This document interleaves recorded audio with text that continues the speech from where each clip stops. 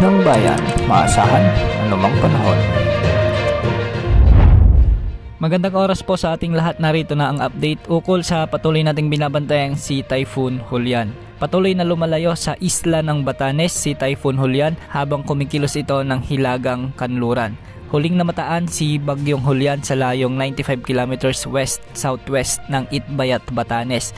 Taglay pa rin nito ang napakalakas na hangin na malapit na sa super typhoon category na 100 km per hour malapit sa gitna at pagbugsong umaabot sa 215 km per hour. Kumikilos ito ng west-northwest sa bilis na 15 km per hour. Sa ngayon nakataas pa rin ang tropical cyclone wind signal number 4 sa bahagi ng Batanes. Samantalang tropical cyclone wind signal number 3 naman ang nakataas sa northern at western portion ng Babuyan Island. Signal number 2 rin ang itinaas sa northern at western portion ng mainland Cagayan, kasama na ang Babuyan Island sa may Apayao, Abra, Kalinga, Ilocos Norte at ang northern portion ng Ilocos Sur. Signal number 1 din sa may lalalabing bahagi ng Ilocos Sur, La Union, Pangasinan, Ifugao, Mountain Province, Benguet at ang nalalabing bahagi ng Cagayan. Signal number 1 din sa bahagi ng Isabela, Nueva Vizcaya, Quirino, ng northern portion ng Aurora at ang northern portion ng Nueva Ecija. Patuloy nating pinag-iingat ang mga lugar na nasa ilalim ng tropical cyclone wind signals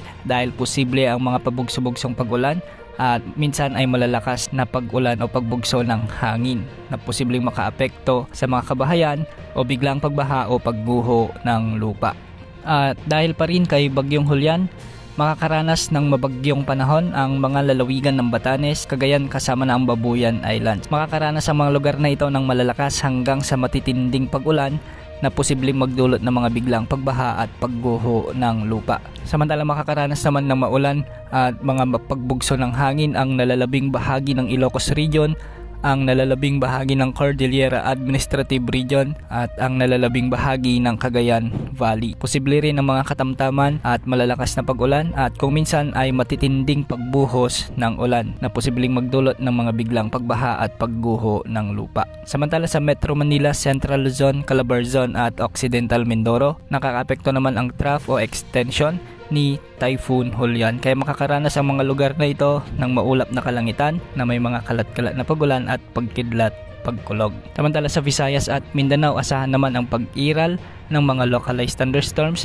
kaya inaasahan pa rin ang mga posibilidad ng mga biglang pagbaha at pagguho ng lupa lalo na kung may mga severe thunderstorms. Base naman sa inilabas na latest track at intensity forecast ng Pag-asa, ngayong gabi ay posibleng ma-reach o maabot na ni Bagyong Julian ang peak intensity nito bilang super typhoon. Bahagya itong lalabas ng ating area of responsibility ngunit magre-recurve pa rin ito patungo naman sa southern Taiwan. Inaasahang lalabas ito ng ating area of responsibility sa hapon ng Huwebes at tutuloy-tuloy na ang kanyang kilos ng northeast patungo sa Southern Japan o South Korea. Sa mga nagtatanong kung lalakas pa ba si Bagyong Julian, ayon nga sa sinabi natin kanina ay posibleng umabot ito sa super typhoon ngayong gabi o bukas ng madaling araw. Kung sakaling itaas ng Pag-asa ito, posibleng maraming lugar pa rin ang makakaranas ng mga malalakas na pagulan at pagbugso ng hangin at hindi rin inaalis ang posibilidad na itaas pa rin ang tropical cyclone signal number 4 sa bahagi ng Batanes at Babuyan Island. Posible rin na maraming lugar pa rin sa Northern Luzon bukas ang nasa ilalim ng tropical cyclone wind signals. Yan ang update sa lagay ng panahon. Ito pong weather update ng bayan, maasahan anumang panahon.